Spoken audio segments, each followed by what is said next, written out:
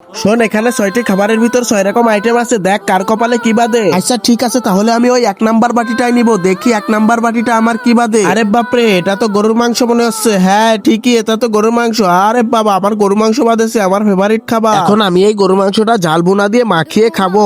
ওম ওম ওম ওম ওম ওম ওম, কি যে টেস্টি, কি যে মজা, কি যে মজা এটা খেতে। আমাদের নাড়ু কাকা যে এত মজা করে গরু গোশ রান্না করে, পুটলা তোরে কব কি কি পুটলাতে দেখি নাল ফেলাচ্ছে খাওয়ার জন্য। ভাই তুই আমার খাওয়া না দেখে তুই নিজের খাওয়াটা দেখে নে। ঠিক আছে, আমি আমারটাই দেখছি। এখন আমি এই লুডুর গুটিটা চেলে দিব, যেই কয় পয়েন্ট পড়বে আমি সেই কয় নাম্বার বাটিটা নিব। এই তো 5 নাম্বার পড়েছে, তাহলে মনে হয় আমার লাক আছে। আমি 5 নাম্বার বাটিটাই নিয়ে নিই, দেখি 5 নাম্বার বাটিতে কি আছে। এই বাটিতে কি আছে সেটি দেখার আগে তুমি যদি বলতে পারো এই সবজি বাগানে কতজন কৃষক কাজ করতেছে, তাহলে একটা লাইক করে কমেন্টে বলে যাও। আর আল্লাহর এই ছবিটি দেখে যে চ্যানেলটিকে একটা সাবস্ক্রাইব করে যাবে, হে আল্লাহ তুমি তার মনের আশা পূরণ করে দিও। আরে এটা কি?